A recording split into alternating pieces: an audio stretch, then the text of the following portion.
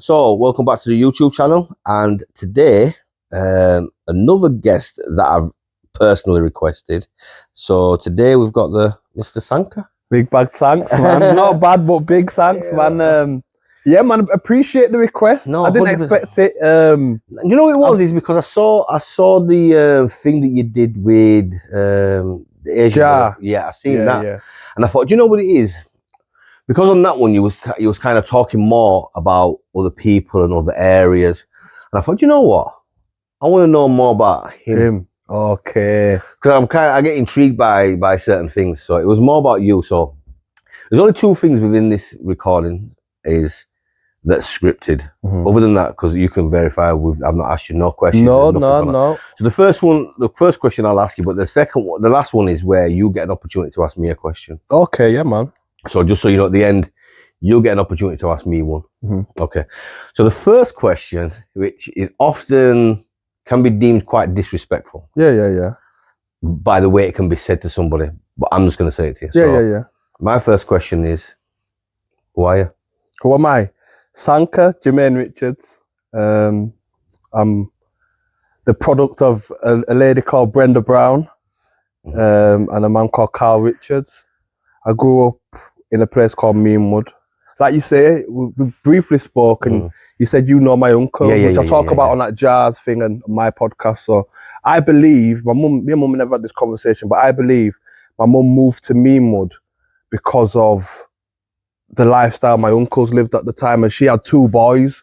And my mum was a bit of I won't say a rude girl, but she was in blues, getting into fights, and she would live the life a little bit. So I think she tried, moved up there to give us a different chance, a different start at life kind of thing. So that's my belief. I've never had a conversation with mum, and mum sadly passed now, so I can't have that conversation. But yeah, so I grew up in a place called Meanwood. So you say, because obviously I know your uncles. Yeah. Technically there's three, isn't there? Is it three uncles? There's 6 in total, but... Well, listen, I only know 3 of them. So I know 3 of them. Yeah. One I know really, really well, which we spoke about. So again, if we're looking at that era of when you're born, so I'm guessing you're 90s? 80s, 88. Wow. 88, yeah, so I'm 30. Well, you don't look it. Yeah, man, I'll take that cow, man. You don't look it. That, man, thank you. So when we're saying 80s, I would say, because obviously we haven't mentioned uncles. But I would say your uncles was quite up there. Yeah. I kind of looked up to one of your uncles. So one of your uncles I really did look up to. Yeah. And so I can say, I now you've said about your mum moving you because of obviously uncles and their reputation, I can understand why she would do that. Yeah. Because not only that, you see, when you're young, you're influenced by people. And not only that, when people are telling you stories about, someone comes to tell you a story about your uncle, and then your uncle has kids, they're your cousin, then it's, we've got exactly. So I do get it. So born, your mum moves you down. Is that automatic? Is that straight? Yeah, so you don't know anything else? I don't know anything else other than Meanwood. So I was born in April 1988. My mum got the house in Farmwell North on June 1988, but she already lived in Meanwood. If you remember Meanwood, there was some white houses. There used to be white houses, yeah. She used to live in one of them. Okay. And then because they were knocking them down, she got first dibs on the house where thingy.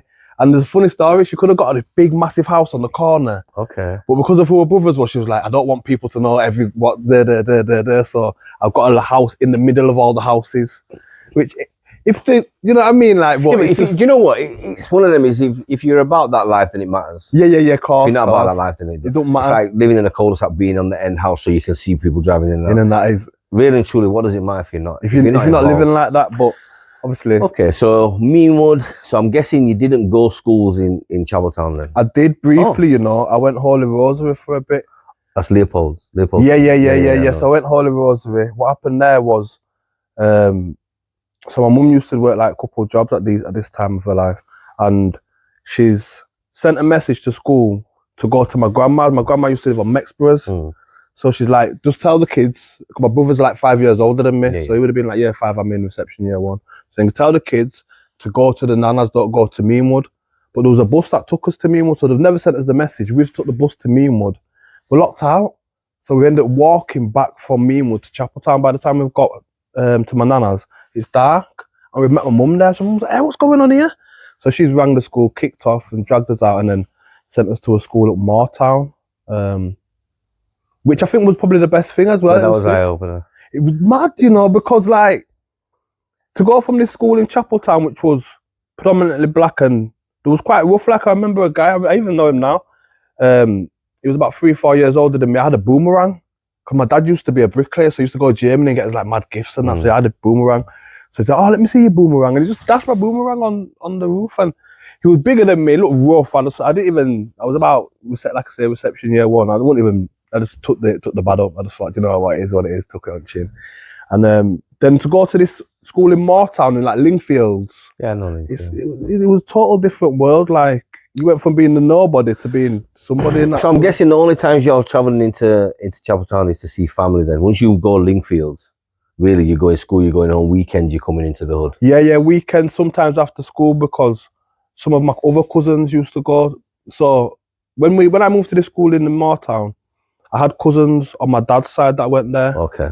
So some of my dad's brother's kids, my Uncle Lincoln's kids, Misha and Micah, they went there. Michael and Maya, Misha were younger, and then my Auntie Linda, her kids went there.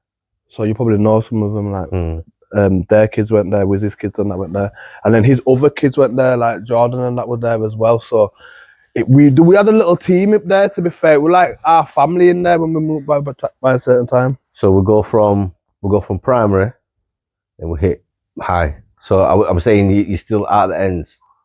Yeah, so like I say, I'm only. What I know of Chapeltown from primary school, I'd say, is going to my nana's, going to the rec, going Warsaw, getting a pick and mix from Warsaw. You're going back now. And then sometimes I'm staying at my cousin's on Lewis Street. Okay. And then odd time, not every time I'm coming to the hood, but every odd time we'll go in HG, because we had another cousin that lived in Hampton Gardens. So we're going in there. But I was oblivious to what was going on at that time, because the stories my cousins have told me and what I seen going, like I just remember someone running in there with a BB gun, and everyone. I remember, do you remember Earl Gabardine who passed away? Okay, yeah. I remember me and him. He'd behind the car, and he's like, he's an idiot, man. He's always running around and he's hyped in with his gas gun, and it was a little. I just remember that, but then they're more fun times. That's more of a fun time. So you're primary. So from primary, what high school do you go to? Allerton High. So it was next door to my primary school. Yeah. It's literally over the road, isn't it? Oh no, we shared land. We actually sold Allerton High some land. Yeah, because you're the school directly behind it, aren't you? Yeah. So as you drive around, it's like a little snicket left. Yeah. Before you get to the pub. Wow, you're Allerton High. Yes, I went Allerton High, man. Allerton High was a bad boy school, actually. Really good. When I say bad boy, I went Allerton Grange. My brother went Allerton Grange. I was Allerton Grange. My brother went Allerton Grange, because Allerton High, they've got they only let in a certain amount of black people in each year. I think I worked back it out. Then. Back then. I don't know what it's like now, but when I was in school, there was like 3 black guys in my year.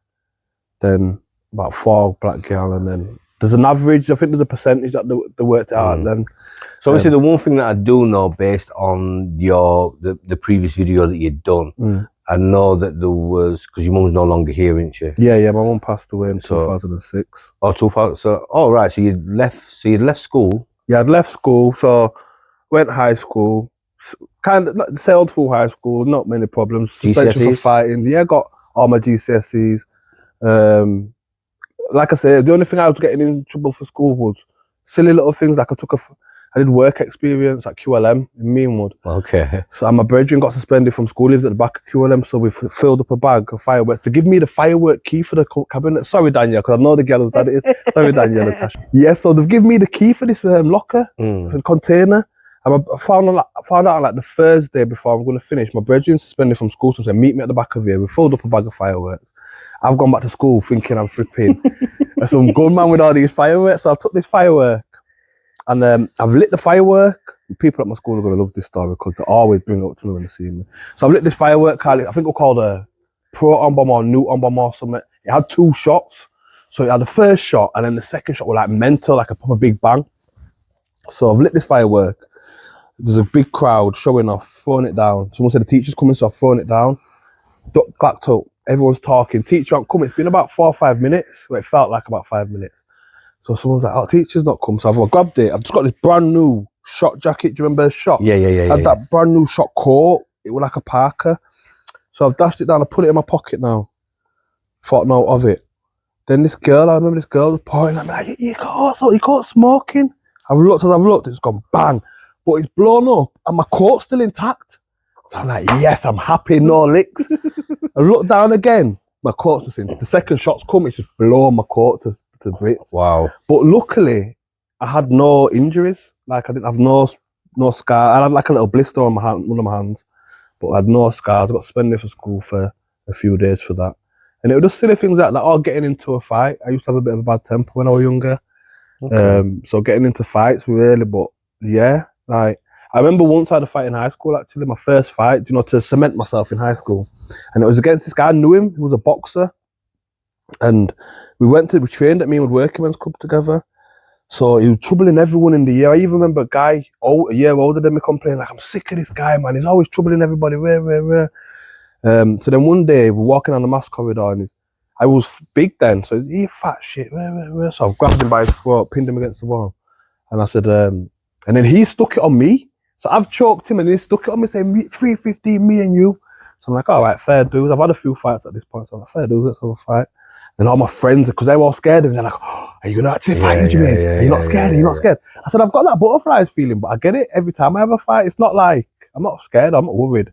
So then, we ended up having a fight. I ended up tricking him, saying, no, I'll take your bag off, because I had an older friend in year 10 who gave me a pep talk, like, take your bag off, why are you fighting? Yeah, all right, that's a valid reason, you can have a fight. So he was like, so he pepped me, so I was already waiting with my coat off and that. So I'm saying, I'll take your bag off. The idiot took his bag off and turned around. I just grabbed him and started paggering him. You don't play it fight fair. So I've paggered him anyway. I've got my brownie points. I'm big king now. And then, it was just like I say, for me in school, it was just being a class clown and silly things like that. I was scared of my mum and my uncle, if I'm honest with you. My uncle, if I'm being genuinely honest, my uncle kept me out of jail. Fear of my uncle and my mum and like my grandparents, because I remember like... We're talking about the uncle that I mentioned? Yeah. The rowdier one of the two. Yeah. He used to be my disciplinarian, man. Because when I got to a certain age, mum had a nervous breakdown. Okay. So I didn't really have... My dad's a drinker, but he drinks and then he stops, and then he drinks and then he stops. So I didn't really have that discipline at home, but I had respect. But I didn't really have that discipline, so I had quite a bit of freedom. I'd gallivant all over. And like, you would have thought, if you met me then, you would have thought, mum's had a breakdown, dad's a drinker, he's definitely going to jail, this kid. Because there was even times where I'd have a fight in the street and the police would take me home because I was too young to be arrested. Okay. And that had happened on about 2-3 occasions. So if I look back now, I'd think, fucking hell, he would have been, he's definitely going to jail. You're like prime example. If you was reading the script, yeah, you're the one for jail. Never done a day in jail. The only time I've been in jail is to visit people, visit like family members and friends, and I've never done a day in jail in my life. I've done community service for some nonsense, but never done jail in my life. School, get GCSEs. Yeah. What happens? Where you going? So school must be a plan. No plan. There's not really a plan at that point. So how it kind of worked when I did my GCSEs. So I was 16 doing my GCSEs. So in my story, so my cousin's that Micah Richards. Okay. So we all went, me, Micah Richards, Moonhead, and a guy called Pose who's played for Nottingham Forest. We're all connected and we all went to the same primary school. Okay. But then only me and Poser had older brothers. So we went to Allerton High. Micah couldn't get in, so he went Wetherby. Moonhead couldn't get in, he went Carl Manor. Okay. And then everyone's life went different from there. So we didn't, just to make that make sense. So when I got to 16, I didn't really have a plan.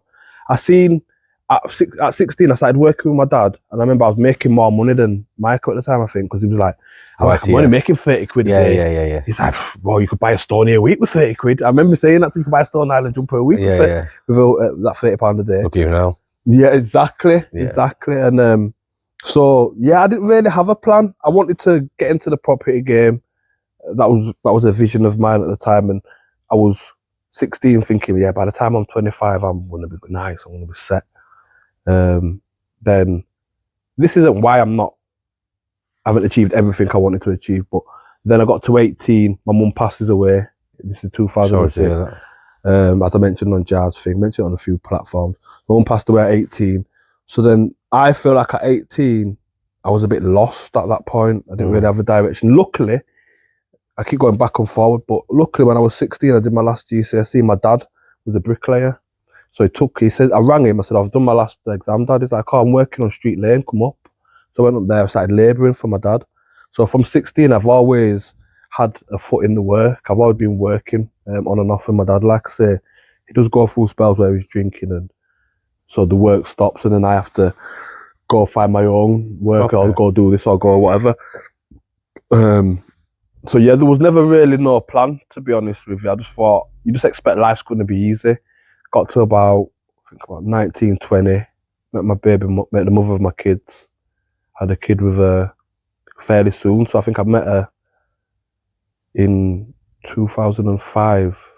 No, I'm lying, 2005, mum's alive. 2008, and then I think we had a kid in 2000, Amelia was born in 2009. And then, then after that, 16 months later, I've got another kid to her.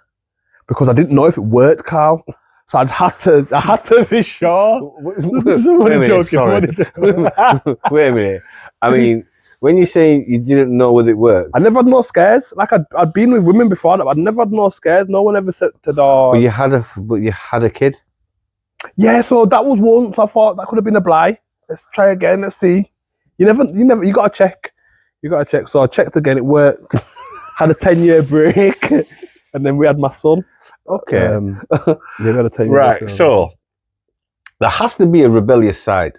And the reason why I'm saying that is because I know, because obviously now you haven't got dread. But there has to be a time, because for me, if you're not dread from young, because that's an influence from parents usually. Yeah. Your dread's not from young. No. So therefore, I mean, obviously you haven't got dread now, but obviously there has to be a form of influence. Where did the dreads come from? Where does the dread come from? Comes from a multiple places. So first, my uncle Lincoln that I mentioned before, he was a big influence in my life. So like my uncle Lincoln, and then my rude boy uncles that I kind of idolised. My uncle Lincoln worked, he was a dread. I'd be in his car and he'd be getting the same love that the rude boys were getting. So I was intrigued by my uncle Lincoln, because he don't act like a rude boy. He's funny, he's a nice person, give you his last quid. He was that kind of man, he was a nice person.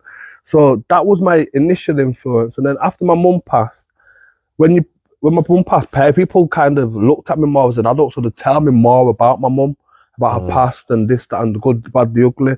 And something that always cropped up was that my mum was into the 12th tribe, and she used to go to Manchester and stuff like that. So I didn't know this.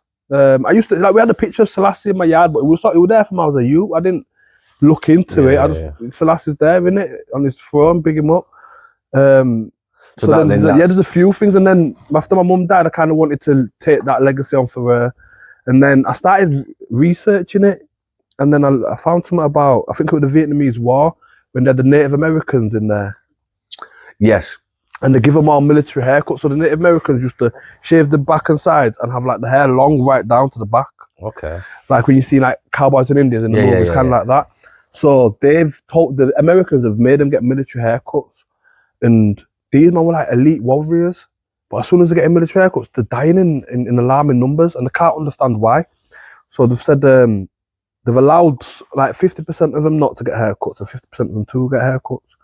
And the ones that weren't getting haircuts was like I said, elite level things. They could lay in a trench and almost sense when the enemy was coming and smoke the enemy before the enemy even noticed. And they said the power was in the hair, and then I learned about like your hair having antennas, and so I did my own research. Which then falls into the King Solomon. Yeah, and all of that. So I kind of did my own research, and I did my own research, and I kind of like, again, a bit of rebellious, like, you have to be prim and you have to be a certain way. You always talk as a young black man, you have to be a certain way, you have to look a certain way, you have to be clean cut. You can't do this, you can't do that. And I just thought, I'm just doing what I'm doing, man. When you think about it, another thing as well is a lot of people will look as well, I've lost my mum, how much worse can it get? Or how bad can it get? Yeah.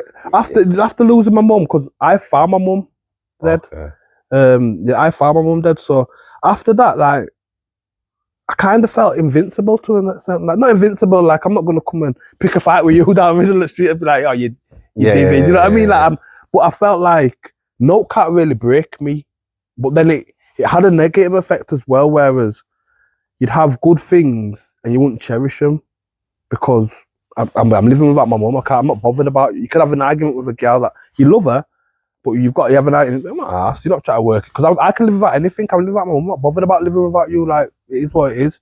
If you want to come back, you'll come back. But I'm guessing you're over that now. Yeah, I've got. That's why I can talk about it now. Okay. That's why I can talk about it now. If you watch like the early podcast, fucking hell. So when obviously mum passed away, you grew up. So is it ever a time where you're tempted by the streets? Yeah, I dabbled in the streets when I was growing up in Meanwood. We was like the first generation of black kids in Meanwood. So there was older people in Meanwood, but they was doing their own thing. It wasn't like we had older people grooming us or anything like that. We were just the first generation of black street kids. So yeah, we dabbled in the street, and I was very lucky. I was never the one getting arrested, and I learned from people's mistakes. I remember one time something happened and we took chase, and I've ended up getting off, and I've got off, and I've said to me and Bridge, and I'm saying, yo, come to my yard, we'll chill at mine, play some computer, and go back out tomorrow. Oh, no. All right, see you. Left him. He's ended up taking a mad chase and almost getting locked up that night. It was only through the faith of God that he didn't get locked up. So I was always kind of like that. Like I'd dabble, but I wasn't taking stupid risks. I'd always be quite calculated. So yeah, that's how some people know of me, innit? Because I was in the street doing little whatever. But yeah, I didn't, because like I say, I had my dad as an influence to work. I had my uncle Lincoln. Yeah, your uncle. But then at the same time, I still had them, and I wanted to kind of be like, because I seen what they had, and it's like, it's only as you get older, you see like the respect and the street cred and that. Don't really mean no. Well, it doesn't. I mean, because obviously I'm quite open about my past, as people all know. And I think one of the things for me, what I find very dangerous in people are individuals, and you'll see them, and you'll know them, and you've met them. There's people that will always talk about the 2000s or the 2010, and they talk about it like, yeah, when this, that, and you go, I sit. And a lot of things I forget because I'm not that lively. And people will tell you shit like, most people say, oh yeah, I saw you the other day. Listen, let me tell you something. I drive straight. The only time I look left and right is when I come to a junction. Yeah. If you're not at that junction, I'm not going to see you. Yeah. You're not interested. I'm not interested. This year, even peripheral vision, I'm not interested. And what you'll find is you have a lot of people, especially from my generation, your generation, will always talk about when they had this, they had that, they had the other. Listen, and I tell them, you may as well be in jail. Yeah, because you mentally are. You're mentally in the past. That's not you now. Leave that behind. And you'll find that a lot with individuals where you think, listen, I've seen it, man. Yeah, you'll have seen it. And the problem is people got to move on. And that's why I personally get more frustrated with myself to think that I wasted how many years in beefs, in wars, in whatever realms you want to call it, but wasting my own years. That's why I blame myself. I don't blame other people. I just blame myself and say, Yeah, because you've got to take accountability, and I think that's why you're able to move on and achieve the things that you've achieved that I've heard of you speak on your podcast, and that we'll delve into our mind, because you take accountability. I think those people that don't take accountability just fuck themselves up and living in the past.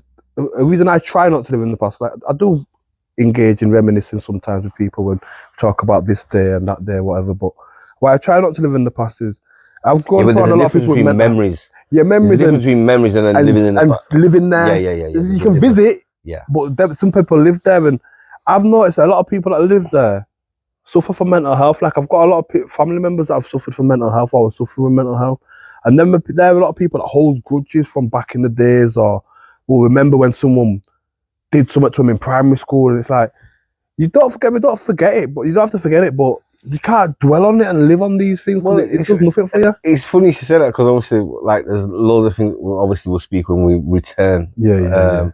And yeah, there's things like that where I can say there's loads of people now that I stand up and talk with. Loads where, take me back in time, not a chance. Yeah. It would have been on site. It's impossible. It's impossible. Like, it can't happen. We couldn't be in the same. Now, shaking hands. not saying I'll go out for a drink with them, but yeah, but it's it's amicable yeah, compared yeah, to yeah, of course, how 100%. I'm assuming things was. So you never, no, you've dabbled in the streets, and then obviously you've got the influence from uncles Yeah. that are kind of keeping you on the straight and narrow. To an extent, like when I remember being a youth and one of my uncles scaring me when he's thinking I'm at that age and I'm doing certain things, and he's probably seen me buying odd little clothing and whatnot, and he's saying, "Yo, you can't work for no one, you know. I know them man down there, so I spoke to so and so, I spoke to so and so, I spoke to so and so. If you try and graft, you're finished." So that, and with being an alcoholic, sometimes it comes with other substance abuses. Yeah. So I was exposed to certain substances as a kid without delving into it too much.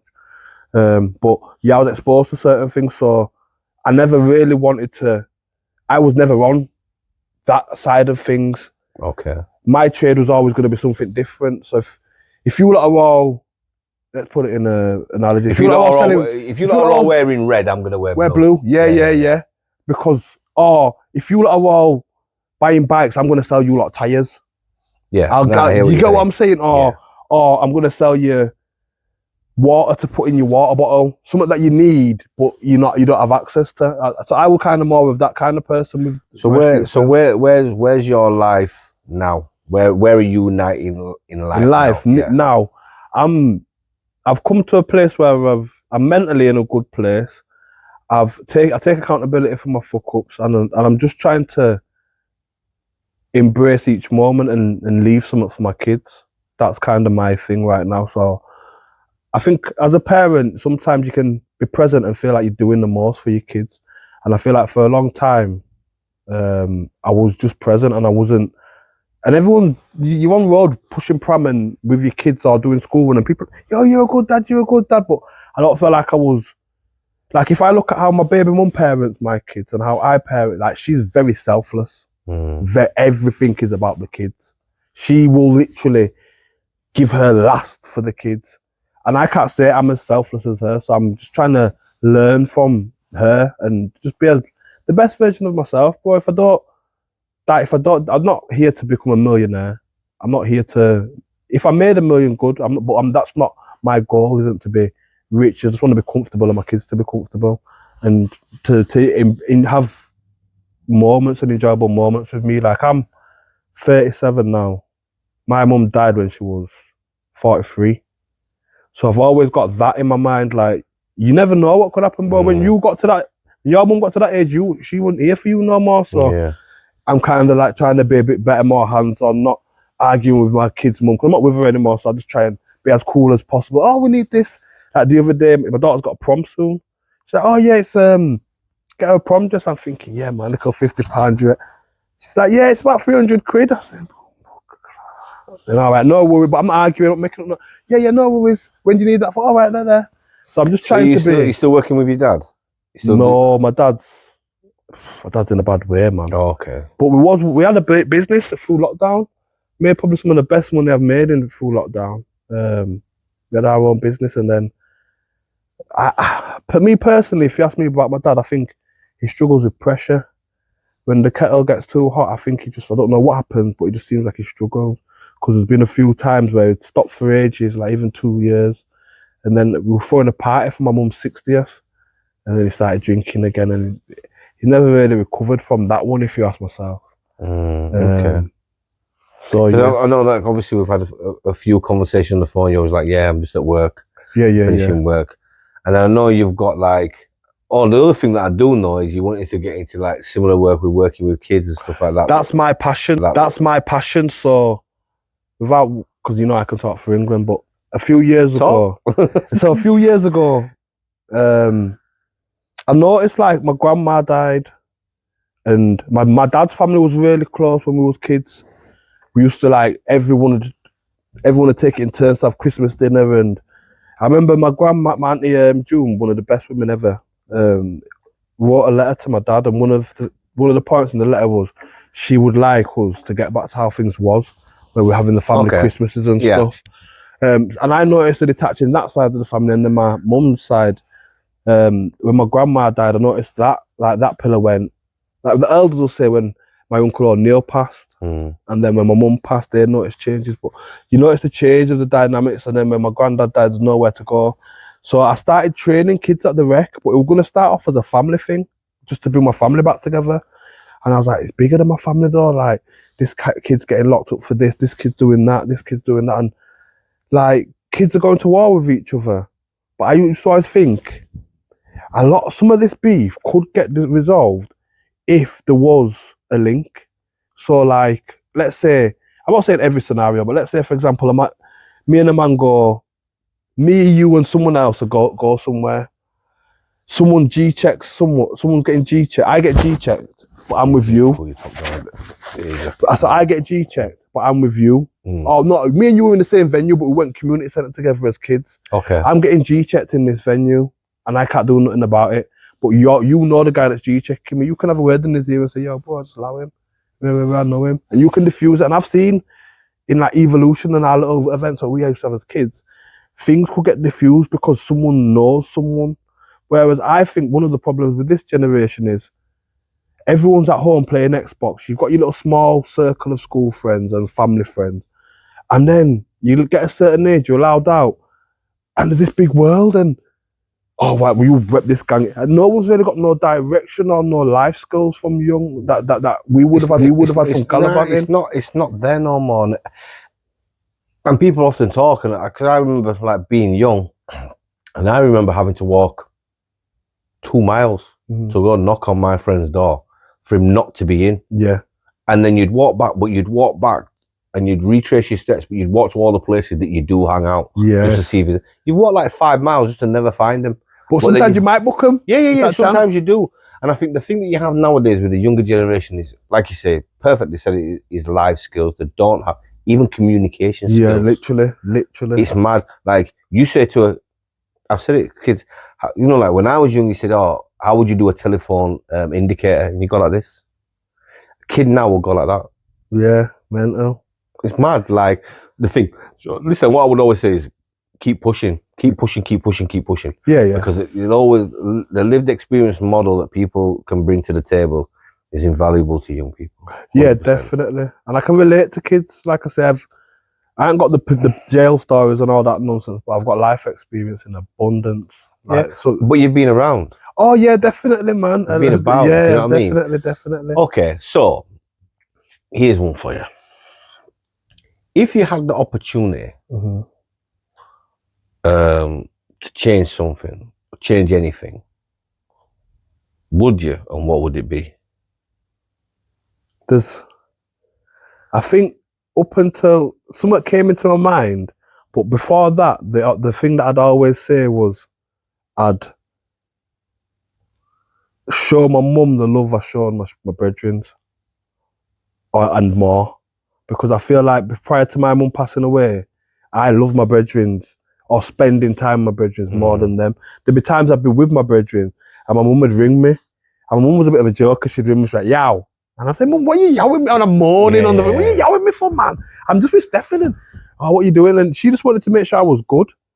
Nowadays, you get to a certain age and no one not really check for you like that unless you're doing something for them or they have a genuine care for you, which is not a lot of people do. No one really cares like that. So I have a new thing now. I watched something not so long ago, and it said, if a person comes into your head, you should ring them. Because look, you think now, being people watching, you look how many times you think of somebody, and you go, even the stupidest thing where you go, I wonder what he's up to now. But you've got his phone number in your phone, or you've got her phone number, and you don't ring them. Yeah, it's true. And even if they don't answer, you rang. Yeah, exactly. But for me, I asked the question, because which stood out was you never said about your mum's death. Yeah. Which is quite interesting, because I try to live my life without regret. And I look at paths and situations. I always look at paths. And I think sometimes when you look at paths, all my paths will always lead me to my children.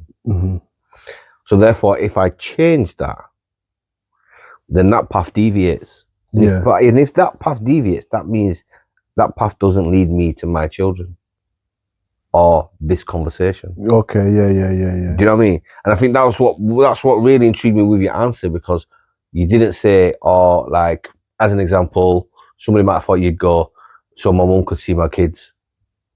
Yeah, like I feel like my mum's with my kids. Yeah. Like You didn't say this. Yeah, The other thing you said is, so really you're not changing your path, are you? The only difference is you're showing your mum more love. Yeah, So you didn't actually change your path, which is interesting. Yeah, definitely, because like you say, I think like that as well. Like I try not to have regrets, and that's why, like, prior to doing this, and you questioned me and said, "Oh, have you got anything you don't?"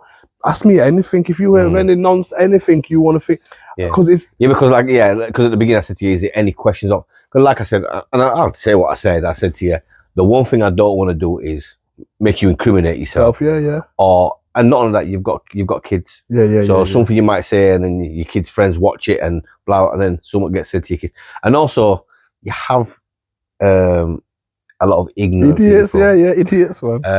That would then tell me, "Oh, you see what I mean? My mum was on there and saying that." Yeah. Listen, look, personally, like I said, and I say it clear, I'm not about that life. Yeah, same. And if somebody's got something to say to me, by all means, listen, say what you want. You don't.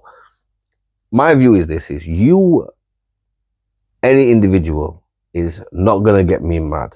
And I tell you why, because if you do that, then I am giving you my power. Oh, yeah. And I can't afford to give you my power is dedicated to other people right now. Yeah. That's a good gift to have. Like, I don't know you personally, but I've heard certain things about you. So to get to the place where you are from the person that I've heard, you kind of have to big yourself up as well, man. Because do you know what it was? Takes a lot, man. Yeah, it does. And again, this is going to delve in, which people will see at a later date. But yeah, and again, we can open and talk, and again, we'll speak about it. And for me, it's never a situation where I'm doing something first. Yeah. Do you know what I mean? Like I always like now, I'm a believer in you should be ready, so you don't have to get ready. Yeah, but definitely. More time growing up, I tend to be a reactor, and and again, we'll explain it further, because my reaction would go here. Yeah. So therefore, I don't do it's just I don't. I'm just reacting. This is my reaction. This is it. And you know what it is? It hurts you and it harms you mentally, physically. Like for years and years later, you'll sit and go, and regardless of what all these bad men want to say, and they want to say this, they sit there and live with regret. You have to. And you have to. Unless you're not. Yeah, 100%. And like I say, you're an intelligent man, so you have to. And there are questions that I'm wanting to draw for on the thing. No, there's not a problem. I don't want to go too much into it, because there's probably people that may watch, people that I interact with, probably people I even get along with or I've got love for. 100%. That there's been bad blood or whatever. I don't listen. I don't hold no malice. Like I say, by the by now. For me as well, I just deal with people how they deal with me as 100%. well. I wasn't around back in those days when whatever was happening, and it's past. You're past that. That person's past that. They're both. Everyone's doing whatever they're doing. So you've come to me. You've asked. You've been very respectful. You even messaged me, sir. I'm thinking, well, I can't even get our last to call me. No, you're very respectful. You're very. Listen, like every time, like message. If it's morning, I say good morning. I say good afternoon. Yeah. Because like a lot of people don't realize, and again, I was brought up with that. Not that I'm saying it's only from black families, but my mum's black. Definitely. So my mum's black and my dad's white. I seen that on the thing with Moses. Yeah, so quite rare. So my era, it's rare. It's a rare thing. Yeah, of course it was. So I had that, and I was mainly brought up by my grandmother. Yeah. My mum always worked. So I've got one more question, and then obviously you've got your question. Yeah. So my one more question is what made you cut off the dread? Do you know what? There's a few things actually, So one of the reasons I had the dread as well, because I mentioned about the antennas and that. Yeah. I was watching stuff and it says it brings you closer to God. I felt like when I had dreads, I had my sixth sense. Okay. I felt like I was more spiritually aware. I was entwined with my gut instinct. Like I just felt it thingy. So, but to cut a long story short and not bullshit you, vanity. If I'm honest with you, I started getting like build up in the back of my dreads, and I could see it. Sometimes I'd look in the mirror and you could see it, and I was thinking, am I going to dye them? And then I remember I combed one out, and then I was saying to my cousin, I was thinking about it. And then one day I said, I'm going to, I'm going to Sensations Barbershop. If I see Kel, Eddie's brother, I'm cutting my dreads. I've got to the barber shop, walked to the door, looked in, he's not there. I've looked to the right, my man's hit the corner. I said, blood, I just told him what I've just told you. I said, blood, if you weren't here, I won't cut in my dreads. He said, you sure you want to cut them? I said, yeah, cut them off, man. And yeah, and people always said, do you regret it? I said, nah, I don't at all, because it's a lot of upkeep. And like I said, I went through a phase where I didn't really have much order in my life. So I'm not really a well-groomed guy, bro. I'm not like washing your dreads every morning and wearing a bonnet. And sometimes you've got to wear your daughter's tights. And imagine me trying to bad up my daughter in the morning, talking about do your homework or hurry up. And I've got a tights on my head. Listen, I've spoken to a couple of men where I've got them really neat jerseys. I remember, I'm not going to say his name. I won't do that. Yeah. But I wanted to do some work on my car. Yeah. And my man told me he couldn't do it. I was like, oh, listen, I'm free, boom, boom. He's like, nah, man, I'm at hairdressers on that. And I remember saying to him, what? Yeah, man. Said, yeah, I'm at hairdressers. I was like, behave. In there gossiping with the hairdresser. And I was like, God, it's mad, you know. So again, this part of it is, it's quite simple, really. I always give the opportunity to people that I interview to ask any question that they want. So over to you, sir. I had one earlier, but I feel like you've covered it anyway. But let me think. You mentioned a point on the phone to me earlier when we spoke the other day. You said, because I said you're an intelligent person, and it was quite surprising because when you think of someone that comes from a certain cloth or has a certain things on the CV, reputation, yeah. You always think of rude boy, dumb, ignorant, but you don't give me any of that. You know what? Let me tell you something. Most people thought I was 6'5" and black, and sport like with a Jamaican accent.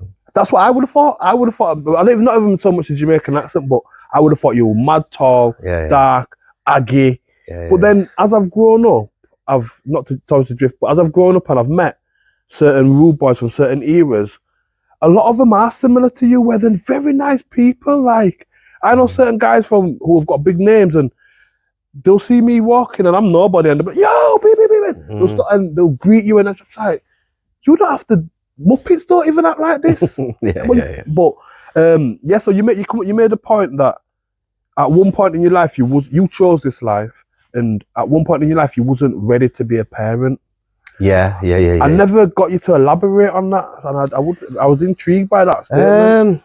So do you know what it is because, and you touched on it as well, where you're talking about being present but not being present. Yeah. And do you know what it was? It was I just got to a certain age, and there was a lot of things going on in life, and I had an ignorant attitude. So my ignorant attitude was this. It was very simple. My attitude was this: is nobody's gonna fuck with my kids because of who I am. Yeah. Because you run with my kids, you're gonna have to deal with me, which any parent anyway. Yeah, that's standard across the board. But then you see, there came a time when it came in my mind and it switched.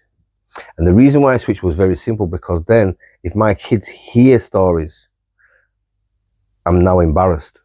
Yeah. So that's where the change comes, because then it changed from reputation of my kids there to embarrassment. Have your kids ever come back to you with like anything from your past? Like, yeah. So look, it's open, it's transparent. Like if someone said something, ask me. I'll tell you. Yeah. Do you know what I mean? Like I'll tell you. I'll tell you the reason behind it, or X, Y, and Z. Yeah. No, not gonna. It's one of them, innit? Like I'd rather them hear the truth from me than hear lies from somebody else. Yeah, exactly. And only you can determine what the information 100%. you feed them. So, nah, man. And you've got your kids. Correct me if I'm wrong. You've got daughters, haven't you? Your elder ones. Yeah. I think I'm aware of who they are. Yeah. So you need to be able to navigate, and that's where the struggle comes, because I think most people, as proud as they are to be a parent, some people you're always learning. You're always learning. Yeah, no, definitely. You're never the perfect parent, are you? Or person in general. I think in life, if you think like you've clocked life, you've fucked, really. Yeah, it's over. The question I actually had, that I was thinking Oh, so you about. gave 2 questions. Yeah, I'm a cheat. Go Come on, you know what Uncle's a bit of a... Go on. So, what was the turning point for you? Oh, okay. Turning point for me was my mum wrote me a letter. Okay. So I mean, I won't get into detail because obviously we've got yours. But basically, my mum wrote me a letter and just writing a couple of things and telling me about certain things that was going out on. And at the bottom, it just said, a mother should never bury the son. It should be the other way around. So yeah, that was it for me. And how did you feel reading that though at the time? Like, for the first time I read something which made sense. Okay.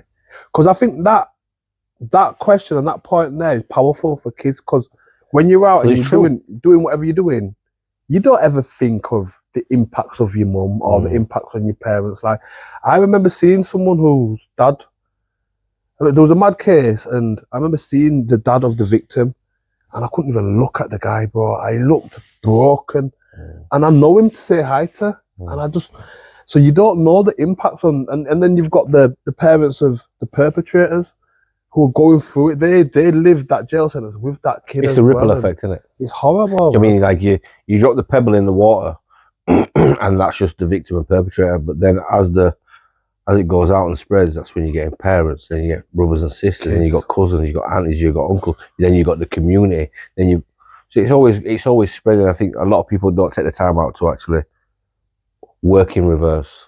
So if you work in reverse and you look at the damage you're going to cause all these people just from that one action, I think that'd stop a lot of people. Yeah, 100%. Because you see, the thing about it is, and I always joke and say, like, well, mum said it to me, and I'm sure parents said it to you, and they say, why did you do that? Did you not think you was going to get caught?